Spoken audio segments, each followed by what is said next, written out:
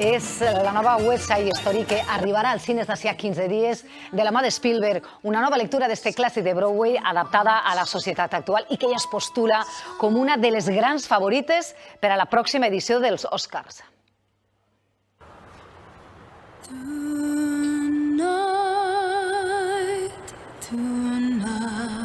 West Side Story era ja un mite atemporal, però a Spielberg li importava ben poc.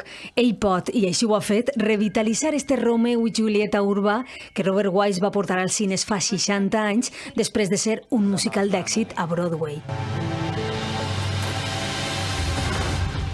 Amb profund respecte al gènere musical, Spielberg posa damunt la taula temes que potser continuen sense resoldre dècades després. Això sí, corregeix errors i lluny queden els actors empalustrats amb bronzejadors.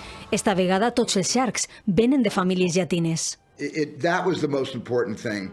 We didn't want to have to put makeup on anyone's face to convince an audience that they were Puerto Rican. La posada en escena també es renova. Baixa el famós Amèrica del Terrat per aprendre els carrers i portar a l'èxtasi als amants del gènere. I la picada d'ulleta als nostàlgics és comptar amb Rita Moreno, l'oscarizada Anita del 61, en este nou treball.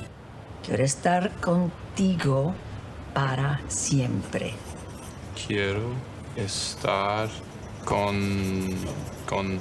contigo, with you, para siempre. La rodaren el 2019, però la pandèmia ha retardat l'estrena fins ara. El dia 22 tornarà a sonar una de les bandes sonores més mítiques de la història del cine en les sales espanyoles. Life matters.